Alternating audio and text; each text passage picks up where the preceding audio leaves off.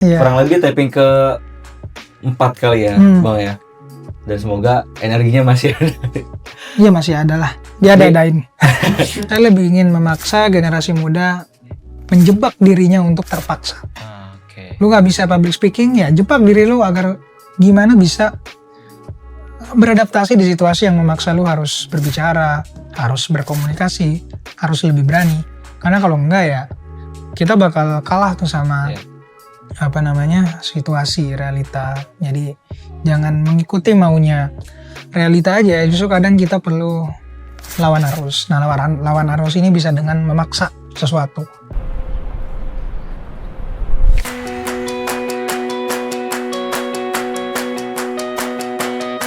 Yo, what's up? Kenalin, gue Dava Jihad Sabila. Selamat datang di segmen cerita hari ini. Jadi kali ini kita akan ngobrol-ngobrol sama Rian Fahardi. Siapa sih yang gak kenal dia?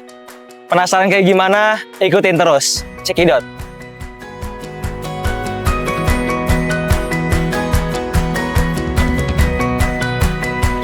Ya. Siapa sih yang gak kenal Rian Fahardi? Kita tahu banget lah dari konten-kontennya yang apa sih itu namanya? Daging banget. Kali ini kita bakal lokit keseharian seorang Rian Fahardi di podcast Cemas. Langsung aja kita tempelin terus. Bungkus.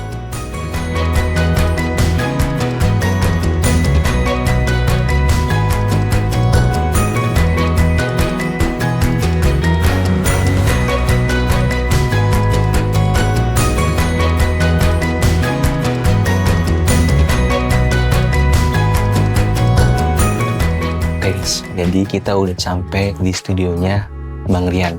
Penasaran kayak gimana? Yuk spill dikit yuk.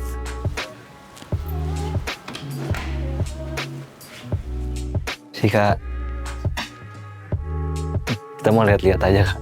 Gak apa-apa ini. Gak apa-apa Kak. Gak apa-apa ini. Gak apa-apa. Gak apa-apa Kak. Sama juga dia. Jadi ini. Open check out. Jadi ini tampilan podcast Cemas ya. Jadi teman-teman coba lihat aja di YouTube, ada namanya channelnya Cemas. Nah nanti banyak video-video podcastnya Rian Fahardi. Lihat sini. Nih guys, jadi ini mejanya. Terus, waduh One Piece juga tuh. Oh ini ada setup ininya ya, buat narasumbernya ya.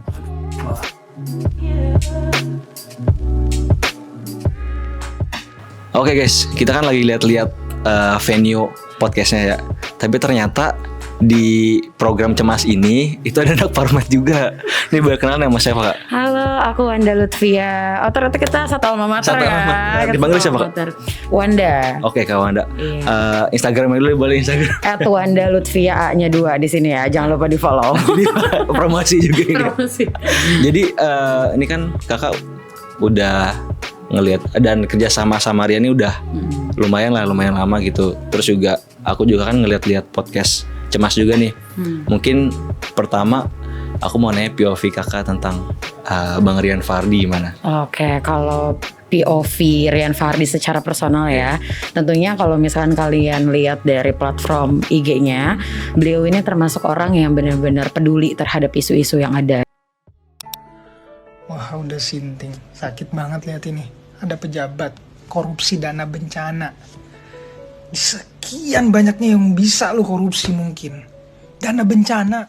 Mundur Pak, permintaan maaf tidak akan cukup kalau sampai hari ini tidak ada satupun dari kalian yang bertanggung jawab. Artinya nyawa memang tidak ada harganya bagi kalian semua. Terus beliau ini termasuk orang yang berani. Dan beliau ini termasuk orang yang gak pernah menyerah untuk mencoba hal-hal baru, apalagi kayak menambah wawasannya, terus memperluas relasinya gitu. That's why dia bisa sampai di titik ini gitu. Nah salah satu yang aku banggakan juga adalah platform Cemas ini. Nah karena platform Cemas ini kan adalah podcast di mana kita ini mendengarkan aspirasi-aspirasi dan cerita-cerita masyarakat. Nah kalau misalkan kita ngedengerin orang yang udah terkenal kan itu udah biasa sebetulnya. Nah kita tuh mau sampai akar rumput nih. Makanya kenapa namanya Cemas, kecemasan yang ada di masyarakat sampai ke bawah itu. Kita pengen dengerin nih bagaimana suara-suara yang ada di rakyat bawah itu ternyata tuh harus kita kita dengarkan gitu. Makanya dibuat platform ini sama Rian, dan ada 2 orang hebat juga di baliknya, host-host yang ada di sini. Oh gitu, siapa aja Kak? Gitu, ada Kak Riza, ada Kak Andi. Oh Kak Riza, Kak Andi sama Bang Rian. Bang Rian, Oke. gitu. Makanya mungkin Cemas juga relate banget kayak tontonan-tontonannya sama isu-isunya. Benar. Cerita sedikit Kak mungkin kenapa akhirnya kita juga perlu nonton Cemas. Karena kalau misalkan kalian nonton Cemas, ini tuh podcast yang nggak mungkin nggak ada isinya. Kalau misalkan kalian nyari podcast yang hihi dan cuman fun doang, itu banyak. Tapi kalau yang benar-benar pure kalian mau belajar, mau lihat dari POV pandangan narasumber, terus pandangan yang ada saat ini, isunya seperti apa, podcast Cemas solusinya menurut aku sih. Langsung aja subscribe Dan jangan lupa kepoin juga di profil Cemasnya @cemas.co di Instagramnya, dan jangan lupa langsung kalian tonton semua videonya di YouTube Cemas. Oke, langsung ya guys. Jangan lupa ya. Video ini enggak, jangan tonton dulu, langsung ke Cemas. Kak, thank you ya Kak. Oke. Kita lanjut lagi explore studionya. Dadah. Dadah.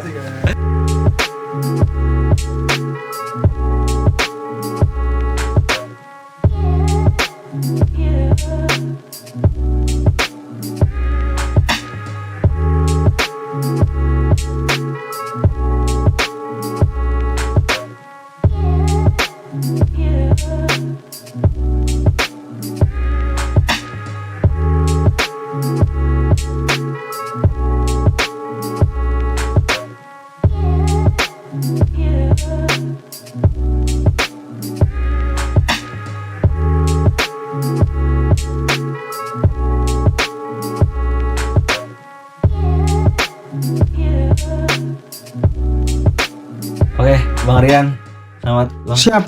Tadi kita udah ngepo-ngepoin Bang Rian syuting tadi ya. Ternyata padat banget keseharian Bang Rian gitu ya. Tapi emang ternyata setiap harinya begini Bang? Nggak juga sih. Oh nggak juga ya? Kebetulan aja. Dan ternyata emang padat banget nih, non-stop juga nih. Iya. Kurang lebih taping ke 4 kali ya Bang ya. Dan semoga energinya masih ada. Iya masih ada lah. Dia ada-adain. Nah ini kan sebetulnya kita ngobrol santai-santai aja Bang. Dan apa namanya, sebetulnya kita tuh pengen ngegali point of view dari sisi lainnya nih Bang. Satu dan lain hal gitu ya, dengan banyaknya gebrakan gitu yang Bang Rian lakuin Bang. Mungkin kita awali dengan satu pertanyaan Bang. Dengan semua dampak yang Bang Rian kasih buat masyarakat, kira-kira sebenarnya visi apa sih Bang yang pengen ditunjukin gitu ke publik? Lebih ke arah ingin dikenang dengan baik aja sih.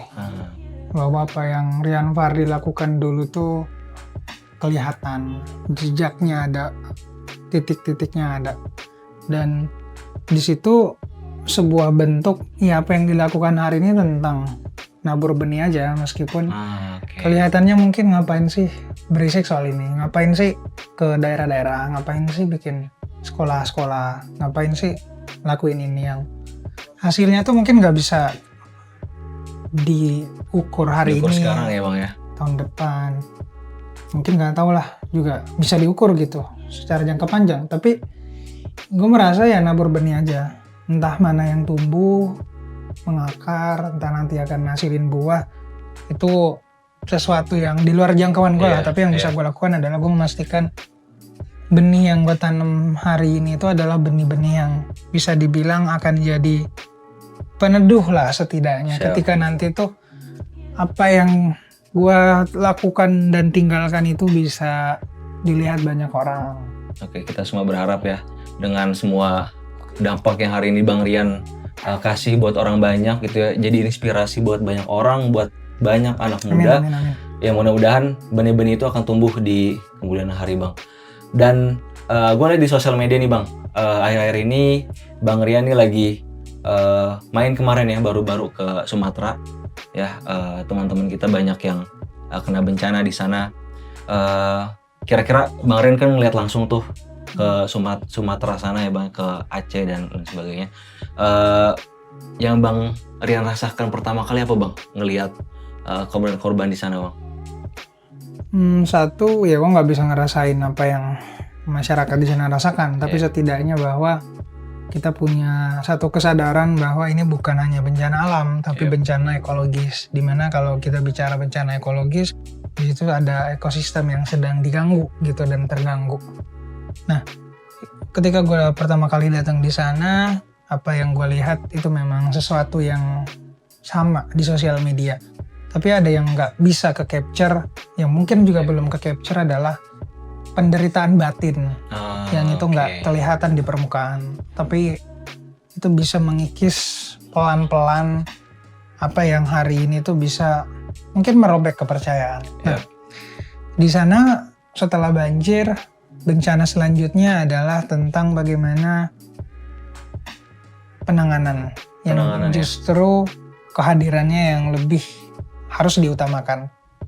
Bahwa bantuan setiap hari ya, bahwa logistik setiap hari datang, tapi masalah bagaimana memastikan para masyarakat terdampak itu tidak sendirian, itu kewajiban yang harus kita penuhi. Mungkin sebagai warga negara gitu, bukan hanya tanggung jawab negara, tapi yang memang punya infrastruktur besar untuk bisa memberikan rasa aman, ya hari ini ada pada negara gitu. Bahwa relawan mungkin bisa datang sekali, 2 kali mungkin, tapi ya tak ada jaminan gitu kita bisa datang setiap waktu.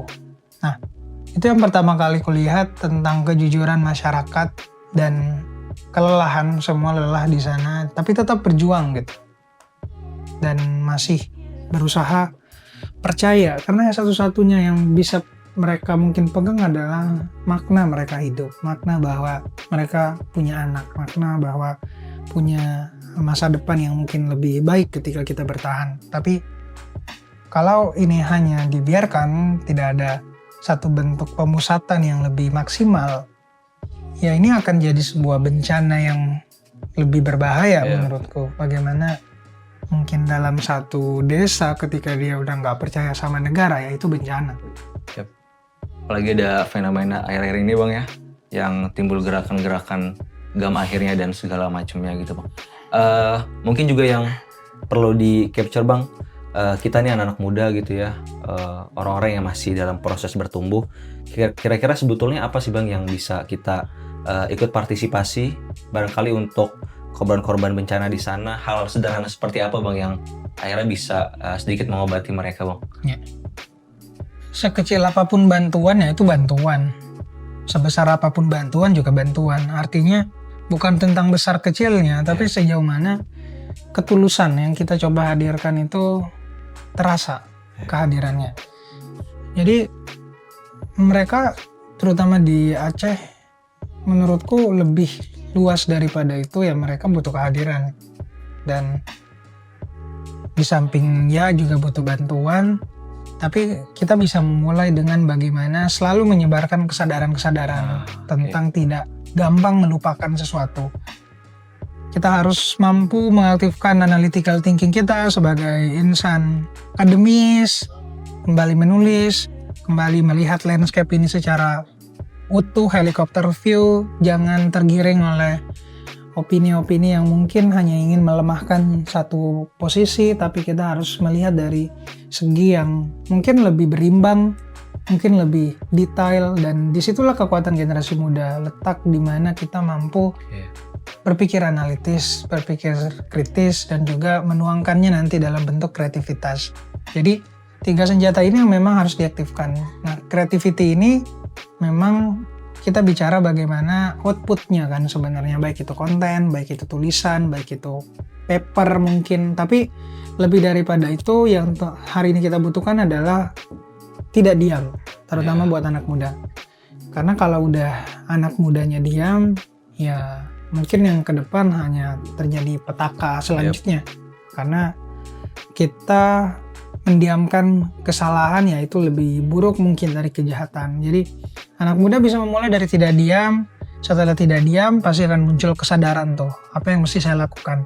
Nah, ketika apa yang saya lakukan menjadi pertanyaan, di situ kita akan sebenarnya ditantang untuk memulai bergerak sekecil apapun yang kita bisa lakukan, menjangkau teman, menjangkau keluarga, atau mungkin mendirikan crowdfunding mungkin, atau ngebantu di lingkup yang mungkin kita bisa dan kita memang concern di sana, ya silakan. Jadi ya memulai dari apa yang kita bisa jangkau dulu lah. Jangan merasa bahwa kita ini kecil, kita ini nggak bisa ngerubah apapun. Mungkin fenomenanya sekarang kayak terkesan powerlessness mungkin ya, kayak ya apa yang bisa gue lakukan gitu. Karena penyebabnya ada di lingkaran yang mungkin susah gue jangkau, tapi ketika kita udah berpikiran begitu ya kita udah kalah sama sistem. Jadi kita perlu break the system. Atau jangan-jangan bikin satu sistem yang bisa sedikit menggerakkan sebuah sistem yang sedang lagi rapuh gitu. Oke bang, ngomong-ngomong soal sistem, ngomong-ngomong soal gebrakan bang, kira-kira dari abang sendiri ada terpikir suatu gerakan nggak bang yang kiranya memberikan suatu dampak gitu dari sisi sistem pendidikan gitu barangkali bang? Ya, kita udah diriin sebenarnya, namanya Sekolah Tanah Air. Jadi sebuah niat untuk memastikan ekosistem pendidikan itu lebih adil, setara, dan seimbang. Seimbang ini memang kata kuncinya adalah sebuah hal yang menjadi keharusan, sustainable. Bagaimana hari ini kita udah bertumbuh secara membabi buta gitu ya, ekonomi kita secara ekstraktif, tapi kita nggak merasakan dampaknya secara sosial. Dan ini yang mesti kita coba intervensi, memulai dari memberikan sedikit iklim yang mungkin lebih adil gitu buat anak-anak di daerah rural. Makanya kita akan segera melakukan sebuah inisiatif namanya gotong royong benerin 1000 sekolah. Meskipun pilot sekolahnya itu udah ada 5 sebenarnya di Sulawesi Selatan, di Bali, terus akhir di Bogor. Kita pengen bagaimana pemusatan energi hari ini itu harusnya di pendidikan. Bahwa investasi yang sebenarnya itu ada di SDM. Bahwa kita kaya secara SDA ya, tapi jangan sampai SDM ini dibiarin. Bahwa kita memang udah pintar, ya kita harus belajar lagi. Jadi ke depan kita bakal terutama dalam jangka pendek ini kita bakal bikin beberapa sekolah darurat sebenarnya di daerah terdampak. Jadi nyari beberapa guru di satu titik buat ngumpulin satu anak-anak di beberapa daerah, dan kita pengen ini masif biar anak-anak di Sumatera yang hari ini kebingungan setelah rumahnya hancur, sekolahnya rusak, itu seenggaknya mereka masih punya melting point lah buat mereka kembali percaya sama mimpi, harapan mereka yang jangan-jangan sudah terkubur bersama puing di rumahnya. Tapi kita pengen coba kembali memberikan sedikit suntikan ambisi, mimpi, dan jangan-jangan juga bisa jadi gebrakan gitu untuk generasi muda di sana. Artinya mengembalikan harapan-harapan ya bang bagi mereka-mereka generasi kita selanjutnya yang kemarin terdampak juga gitu bang. Betul. Ya mudah-mudahan ini jadi suatu output yang luar biasa, dilirik sama pemerintah juga kan akhirnya, mudah-mudahan. Dan semoga tadi targetnya 1000 ya bang ya? Ya, 1000 sekolah tahun depan mudah-mudahan itu bisa terrealisasikan semua. Terus gue juga sedikit salfok nih bang sama gelasnya nih. Ini ada program juga kah bang yang abang luncurkan, mungkin bisa cerita-cerita sedikit juga nih bang. Ya, dari dulu tuh memang saya punya keterikatan dan ketertarikan di media. Wow. Jadi pengen punya satu media, isinya ya kita-kita lah yang memulai alur bagaimana memproduksi, bagaimana merekonstruksi, menghadirkannya sebagai sebuah berita gitu. Nah, cerita masyarakat ini sebenarnya sebuah apa yang aku pengen bilang bahwa ya wujud dari bagaimana kita ingin mengcapture sebuah story atau cerita-cerita yang hari ini tuh belum mungkin nyampe ceritanya. Karena tidak harus utamakan gitu. Jadi kita pengen memunculkan figur-figur, tokoh-tokoh yang bukan hanya populer, tapi dia punya ide, dia punya gagasan, dia punya gerakan, dan dia bisa memberikan sebuah perubahan. Bukan hanya dalam sebuah lingkungan, tapi kepada diri sendiri gitu. kita pengen cerita-cerita masyarakat namanya dari Cerita Cemas. masyarakat ya. Ya meskipun akronim Cemas itu kan bukan akronim ya, meskipun kalimat cemas itu kan Negatif apa ya, negativity lah ya, negativitas. Tapi kelebihan positivitas itu juga kan bahaya ya. Ya. Jadi toksik nanti. Ya kita selalu disuguhi tentang wah kita akan jadi negara maju, kita akan jadi generasi emas. Tapi nyatanya ya kita bisa lihat hari ini. Ya. Nah kita pengen bergerak justru dari negativity, dari negativitas. Kita percaya justru dari kita mengakui kejujuran, dari kita mengakui kesalahan, dari kita murni menunjukkan keresahan, itu bisa menjadi bensin yang luar biasa loh untuk menggerakkan sesuatu, dan bahkan kita bisa tahu kemana kita akan lebih mengarahkan langkah kita ke depan. Nah cemas tuh DNA-nya seperti itu. Nah kita pengen kecemasan masyarakat ini justru bukan jadi kemarahan, Ya. tapi justru jadi Terfasilitasi gitu ya. diagnosa awal ketika dokter memutuskan untuk begini obatnya. Nah, ketika kita ngumpulin racikan-racikan obatnya itu, nah kita akan memutuskan satu bentuk, oh ini yang mesti kita lakukan karena informasinya valid, cerita yang kita dapetin sesuai, dan kita pengen semua cerita didengarkan dari Sabang sampai Merauke. Kita bakal keliling dan memastikan bahwa tidak ada cerita yang ditinggalkan dan tidak ada cerita yang tidak layak gitu untuk diceritakan atau suarakan. Oke. Bang, mungkin bisa ngeceritain di Bang mungkin satu momen gitu di segmen Cemas ini barangkali yang ketika Bang Rian nge-host gitu, benarkan narasumber menjelaskan kayak wah ini satu Indonesia juga harus denger nih. Artinya mungkin Bang Rian nyes gitu mendengarkan penjelasan itu. Kira-kira boleh Bang berbagi ke teman-teman Ya. satu aja. Sebenarnya mungkin udah hampir ketemu banyak orang ya di Cemas nih, baru beberapa bulan. Tapi perjalanan kita keliling hampir di setiap provinsi itu udah dari 2022 sebenarnya. Dan hampir kita ketemu banyak sekali public figure yang under radar kita nyebutnya. Dia nggak mungkin punya platform yang cukup besar, tapi dia punya medium yang punya impact yang luar biasa dalam satu ekosistem dalam wilayah itu. Kita ketemu sama ada namanya Dr. Muhammad Faisal. Beliau adalah guruku juga, mentorku juga, yang hari ini tuh lebih ingin menunjukkan bahwa kita masih punya harapan sebagai generasi muda. Kita masih punya seenggaknya tanggung jawab untuk mewariskan tongkat estafet ini jauh lebih baik gitu dari generasi sebelumnya. Memulai dari mengerti siapa kita sebagai individu, dan siapa kita sebagai putra daerah, dan siapa kita sebagai anak Indonesia. Jadi pertanyaan-pertanyaan tentang identity itu justru kembali menyadarkan saya bahwa penting untuk membangun karakter kita dulu sebelum memutuskan goals atau mencapai sesuatu.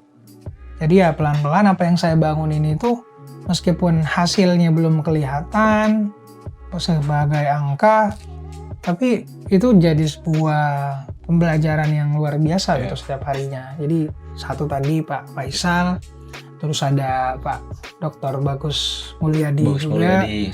Kemarin kita sempat undang. Dan di situ kita menekankan bahwa pentingnya bukan hanya kembali ke akar, tapi juga membawa akar itu dan menjaga akar itu agar bisa tumbuh gitu, tunas gitu. Tidak hanya selesai di preservasi, tapi di inovasi. Bagaimana membuat pengetahuan-pengetahuan yang mungkin sudah diwariskan ke kita itu jauh lebih bisa agile mungkin dengan kebutuhan-kebutuhan zaman hari ini, bisa kompatibel misalnya, dan memanfaatkannya di segala sektor atau di segala lini bidang yang mungkin hari ini bisa lebih memberikan jawaban dan sumbangsi ya secara nyata gitu. Jadi kita banyak lah, terutama di Cemas, narasumber keren-keren semua, tapi ya mereka udah sangat punya andil gitu, terutama dalam proses pembentukan kita hari ini. Ya artinya dampak yang diberikan juga luar biasa Bang ya. Sebetulnya beberapa kali gue juga nonton juga Bang podcast Cemas ini, dan luar biasa banget gitu ya. Apa namanya? Dan perjalanannya juga Bang dari podcast Cemas ini. Dan menurut gua layak sekali sih Bang. Bang Rian sampai hari ini masih jadi inspirasi bagi banyak orang, khususnya bagi anak muda zaman sekarang yang mungkin hari ini banyak hilang harapan, tapi Bang Rian ngajarin kalau misalnya sebetulnya harapan itu masih ada sampai hari ini. Ngomong-ngomong di sosial media Bang, gue tuh ngelihat Bang ada satu gerakan yang sebenarnya Bang Rian inisiasi juga, Unscroll Club itu ya Bang. Nah itu sebetulnya gue juga kepo Bang, itu sebetulnya gerakan yang bergerak di bidang apa Bang gitu. Mungkin Bang Rian juga bisa bagi sedikit ke kita. Ya. Satu hal yang sebenarnya jadi fenomena hari ini itu kalau kita bicara soal gerakannya kan hari ini bukan lagi basisnya ideologi kiri, ekstrem kanan atau apapun. Ya sudah mungkin dulu ya kalau ngebaca dan mungkin akrab, tapi hari ini tuh basisnya lebih ke arah identity sebenarnya. Jadi bagaimana the power of identity ini bisa menghasilkan justru kekuatan kolektif yang berjejaring. Dan di situ sebenarnya letak kekuatannya, meskipun ya ciri-cirinya kan dia cepat tuh, spreadingnya, ngaruh ke empatinya cepat, tapi yang mesti dilatih itu kedalamannya kan sebenarnya. Nah, di Unscroll Club kita pengen nunjukin bahwa ada yang salah sebenarnya dengan diri kita gitu. Contoh, ketika kita terjebak di doom scrolling, kita terjebak di toxic productivity, kita terjebak di achievement society, bahwa ya kita selalu menganggap bahwa melambat tuh negatif.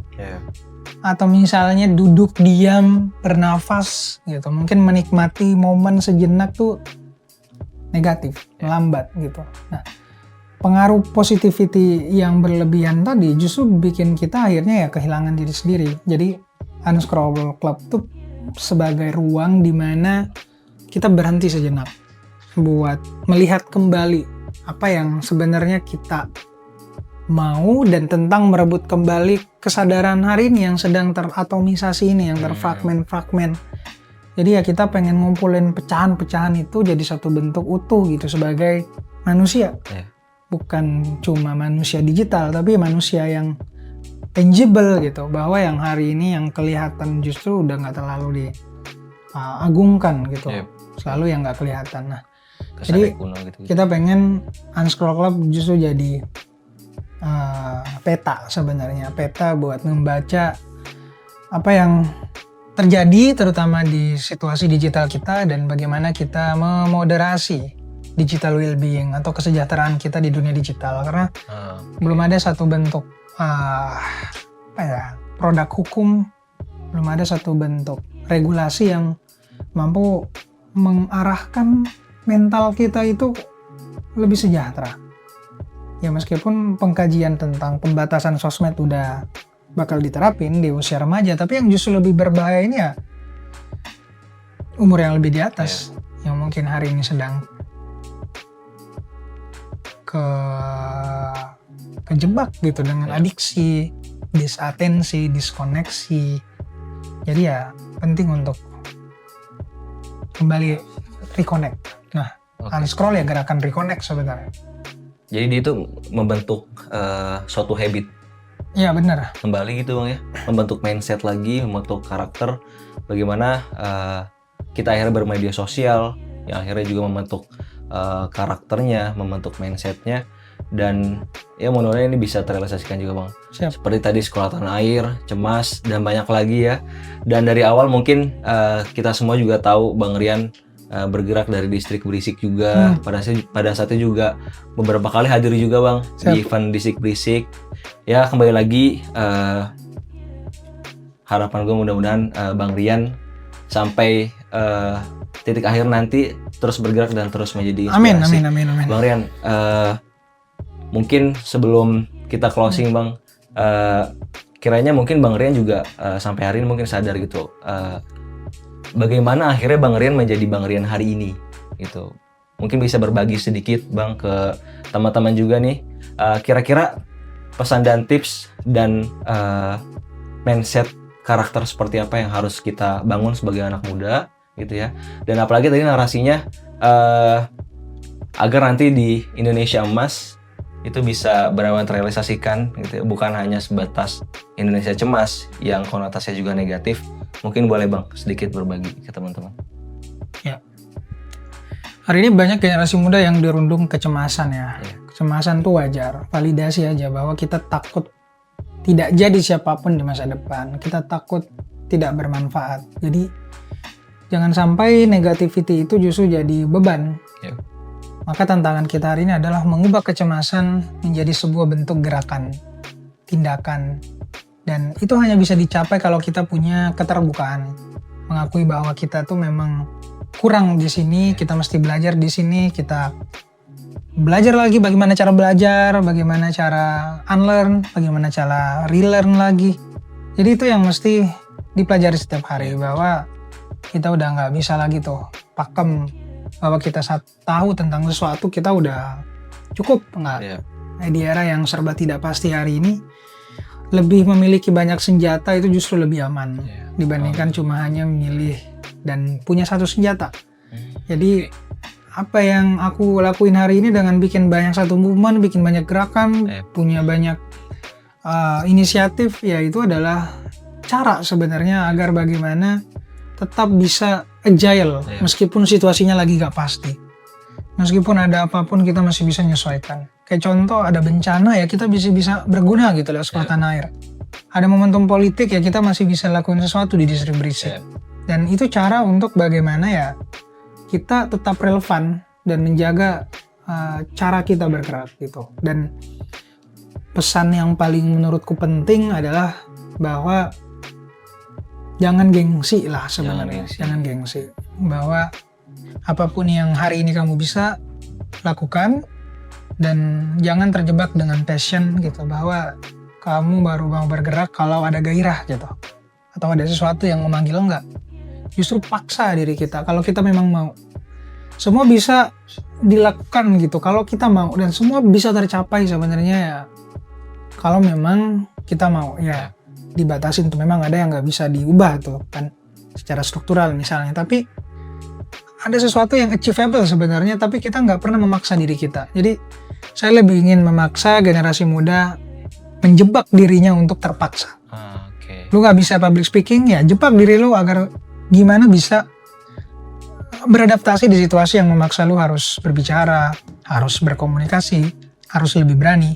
Karena kalau enggak ya kita bakal kalah tuh sama situasi realita. Jadi jangan mengikuti maunya realita aja, justru kadang kita perlu lawan arus. Nah lawan arus ini bisa dengan memaksa sesuatu, tapi harus tahu batas sampai mana kita harus berhenti, mana yang memang gak cocok untuk kita. Karena kalau enggak ya kita akan pelan-pelan mungkin akan rusak gitu. Jadi jangan ragu, ambil keputusan, dan nggak semua jawaban harus ada sekarang. Itu sih. Oke, thank you. Mungkin tadi mindset untuk selalu berkembang, mau belajar terus ningkatin value gitu Bang. Jangan gengsi, harus keluar dari zona nyaman. Mungkin itu semua yang kita harus aplikasikan guys di kehidupan kita sehari-hari. Ini juga mungkin jadi hasil refleksi Bang Rian sampai hari ini Bang ya. Ya mungkin itu aja guys. Jadi perjalanan kita tadi udah ngelihat proses syuting dari Bang Rian gitu ya. Terus juga tadi berinteraksi dengan banyak orang, banyak tokoh, dan jadi inspirasi bagi banyak orang. Yang mudah-mudahan ini jadi salah satu spirit juga buat anak-anak muda. Bang Rian adalah harapan. Siap. Aduh, ini. Semua harapan lah. Dan kedepannya ya mudah-mudahan juga banyak muncul juga Bang Rian selanjutnya juga. Amin. Memberikan dampak juga bagi yang lain. Mungkin itu aja guys. Thank you bersama Bang Rian. Sampai berjumpa di episode selanjutnya. Dadah. Thank you. Bang Rian hari ini ada agenda lagi Bang? Udah cukup. Cukup ya. Kayaknya energinya kekuras banget Bang. Iya udah habis gue ini. Tapi mungkin yang orang nggak tahu Bang, yang sebenarnya Bang Rian tuh punya habit gitu ya, yang orang nggak tahu, kira-kira apa Bang? apa ya? Ya pasti kayak ini aja sih.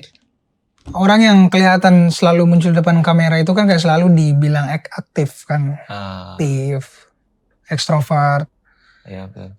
Ya nggak semua sosial media itu jadi ruangnya ekstrovert. Justru karena lu introvert dan memang punya spesifik kemampuan untuk berpikir mendalam, menulis, building, ya jadikan itu juga jadi ruang lo. Karena kita kejebak memang harus selalu muncul dengan alfa, harus muncul dengan wah gitu. Padahal lu bukan begitu. Jadi yang sering disalahpahami ya kayak kok aslinya lu pendiam gitu. Ya kan?